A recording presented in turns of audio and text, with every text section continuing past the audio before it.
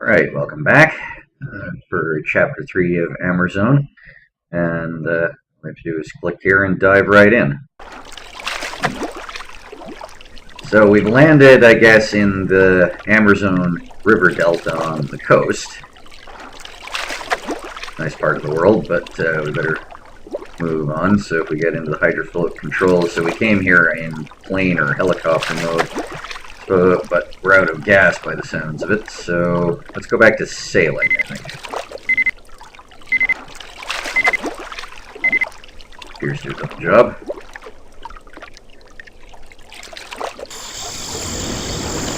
There we go. Now suddenly we're up the jungle. We've gotten a fair way.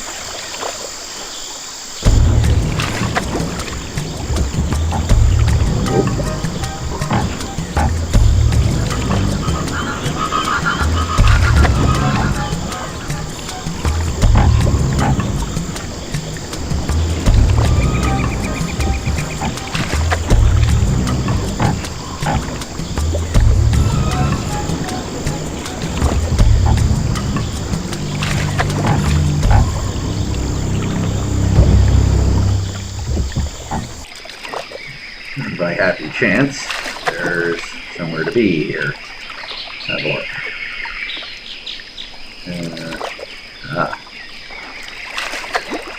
Well, there's a gas pump, so that might come in useful later.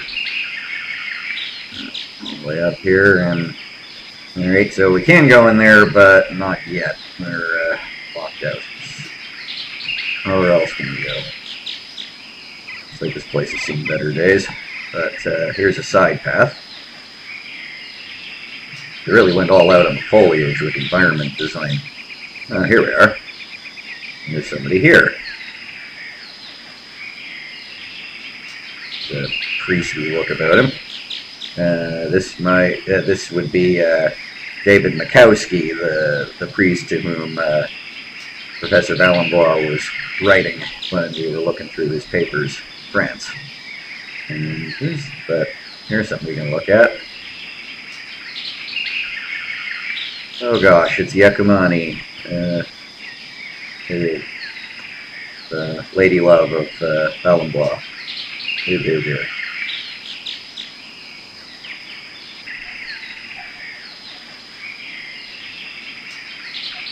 Oh, that's shocking. Can we talk to him? So, Valenbois passed away, did he?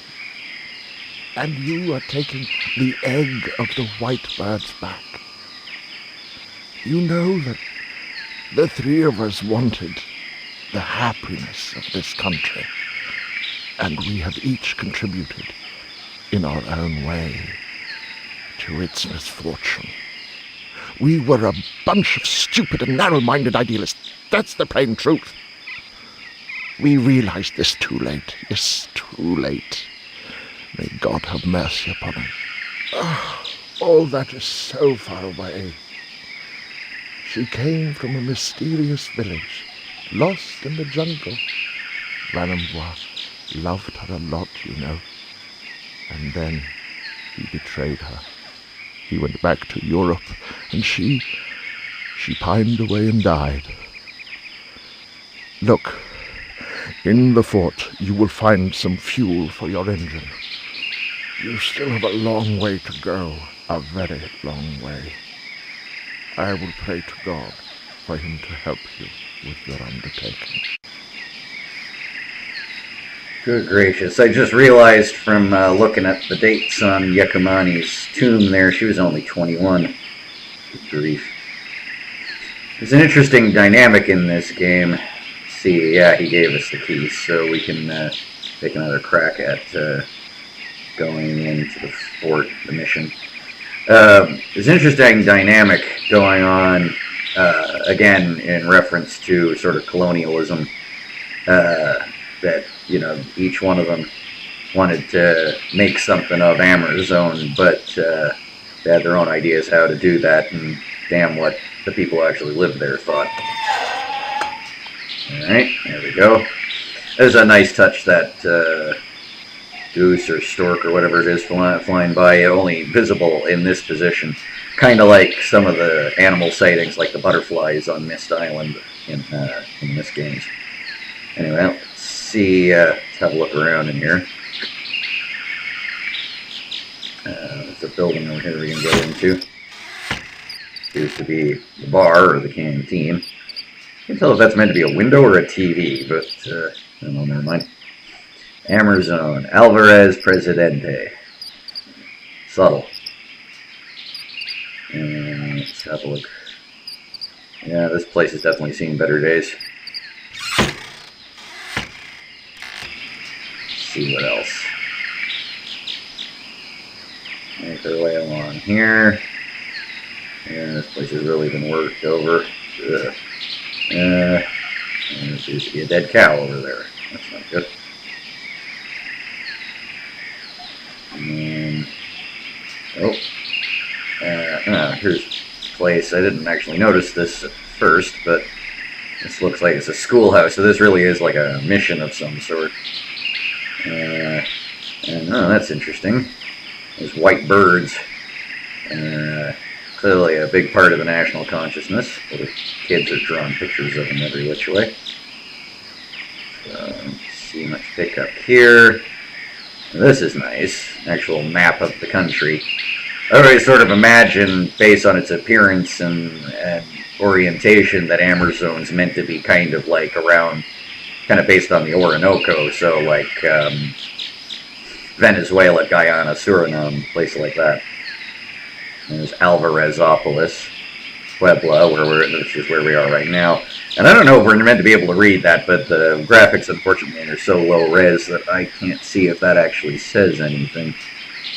Oh, it's a pity. But it's weird because we don't go to wherever there is or any of these other places. It's probably just there to make it look, convincingly like this isn't all just one city. One city in a whole country of rainforest. Alright. Another white bird motif on the board there, and then there's this. Antonio Alvarez! I think they're going out of their way to make him look like Augusto Pinochet, who used to be the dictator of Chile. I think that's who he's based on. Okay. Alright, so there's nothing to pick up in here, but this is an interesting world-building space because it shows remarkably well this culture clash between the powers that be and the old folk beliefs, and we'll get more of that, I think, going forward. Right, let's see if we can find that cache. Uh-oh. Ow.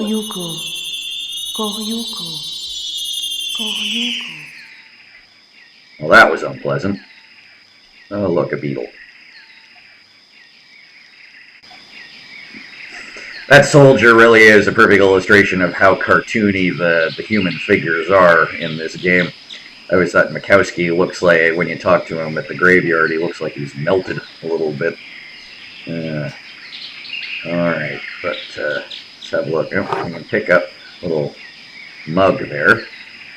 And look out here. And this bottle of tequila.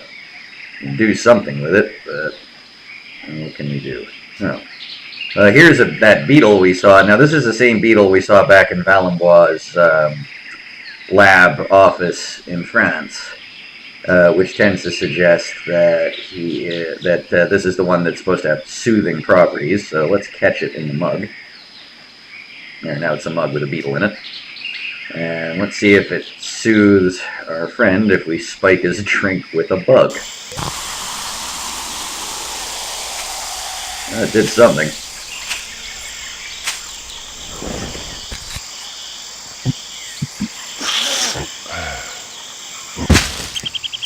Very soothing properties, evidently. Alright, so there we go. And he fell in exactly the right position to give us access to the key. There we go. Alright, and so with that, let's get the key. And we're out. And he's... hope he's not dead. He's probably just unconscious, but... here's his Jeep, and we can get a can of gas and rope. Alright, so the one building I think we haven't been into... Oh, there's something we can use. Is in here, this the church. We can't open that. But we can do something here. It's the well. With the rope. Yes, we can. Alright, down we go. Not much of a well anymore, but it does excellent double duty as a secret passage. Alright. So there's something we can open here. And something we can use here. Which we have yet. I like this as artworks hidden down here. I'm going to keep Alvarez from looting them or something. Alright. Let's have a look. Keep going up here. Oh, here's a spiral staircase. And then up to a ladder. Oh, when you know it, we're inside the church. Alright. So if we walk up here... They accused me of letting you in the fort. I think it's time for me to give account for my mistakes before God. I bear no grudge against those soldiers, you know. I forgive them. It's the least a priest can do before dying. Don't delude yourself. It's not by taking that egg back to where it came from that you are miraculously going to save this country. But it may do some good anyway. I hope so. People need something to believe in, to hope in, you know. Ugh, nasty. Also, I'm beginning to notice a pattern with this game. Everyone you talk to, they die, or at least in the soldier's case, lose consciousness shortly afterward. Not that we actually talked to the soldier, of course. And again, here's something we can use, but we don't have. Santa Biblia, the Bible. Well, of course it is. Although, notably blank Bible. The old hide something in a book. I think that must be a Benoit Sokal thing, because I can think of at least one or two other instances in the Siberia games where you find some key thing, be it a key or something else, hidden inside a book. Alright, what have we here? Oh, a letter, and another floppy disk. All B. Alright. Again, I can't imagine that's been in there since the 30s, but maybe Valenbois sent it on ahead with his letter to Mikowski. Anyway, let's have a look at this, and this is, again, in the style of Amerzone. Quite difficult to read, but it's from to Father Mikowski from the diocese office of the Diocese of Amerzone, so it's from the bishop, saying they must pray God to help the new President Alvarez, who I was told is one of your friends, and this is dated 1934, so he's been in power for quite a while. In order to bring the Amerzone to the shores of modernity, we will help him, and this is an important part on this subject. I exhort you, my son, to fight with the greatest determination the pagan beliefs that have cluttered the minds of these savages, these pure mythological fables, mythological fabrications, see, hard to read, about these unlikely white birds and their accompanying rites only help to keep the natives from the ways of the Lord. I believe that this gentleman Valenbois does us a great disservice by attaching such importance to this legend. You will be well advised to stay away from this man who I am sure won't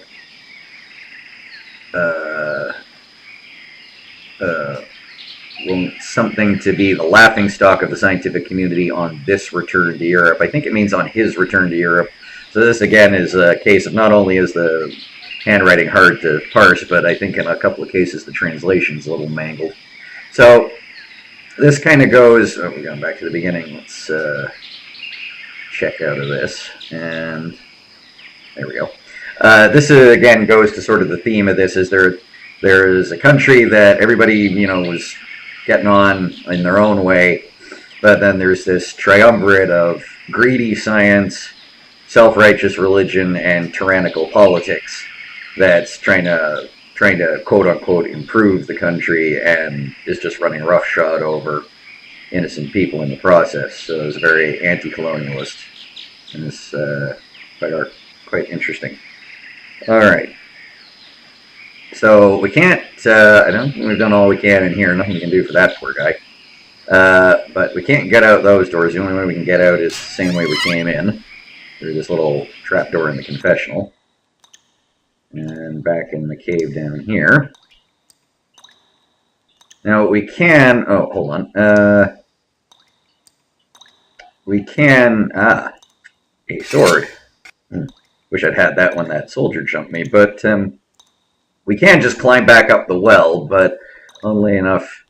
It seems sort of extraneous because you don't particularly need to do this, but if you put the sword in the statue's hand and then switch it, and now you can open that portcullis and climb up this little cave here.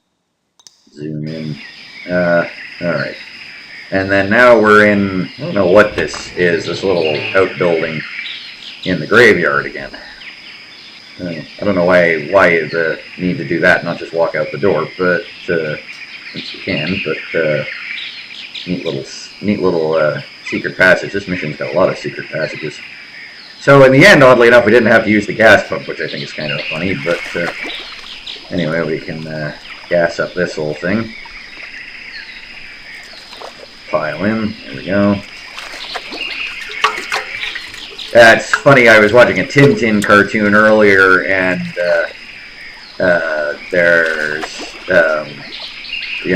this Latin American banana republic run by a guy named General Tapioca in one of them, and it's kind of like, this seems oddly familiar. So I think Tintin actually probably was a pretty major influence on Amerzone, which I wouldn't be surprised. Anyway, I think we know all we can, so let's... do the next logical thing and load in this Depression era floppy disk.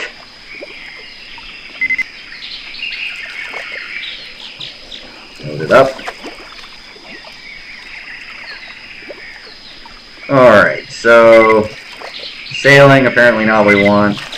Boat, weirdly not available. I don't know why. Now, this is, again, I think maybe a translation glitch, because it turns out the thing you have to select is glider. Now, glider to me is an aircraft, but what it's more describing is like an airboat. As it turns out, fuel's okay, diesel's okay, egg okay, based on the way we're using it, which is a little odd, but away we go. Heading further upriver into the Amerzone. More of those crocodiles, or caimans, or alligators, I guess.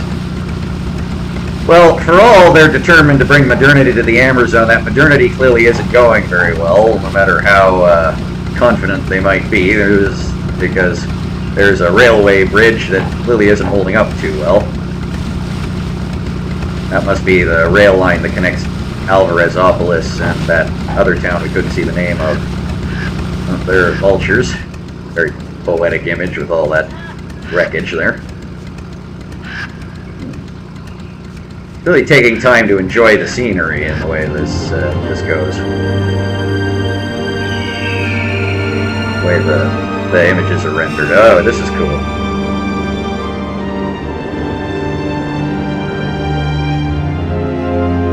We're following the path of their original expedition.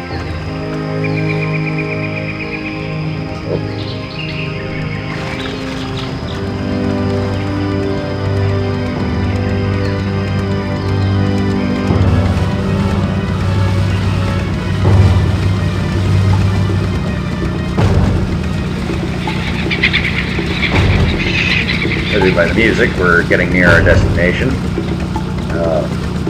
There's a real love of this fictional landscape in the graphics, like I was saying. I really enjoy that.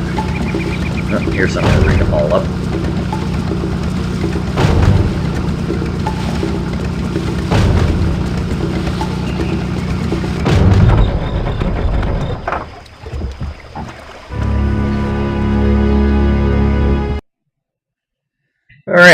luckily enough, that was just about one of the shortest chapters of Amerzone so far. And so we'll leave it there and come back for chapter 4. See you then.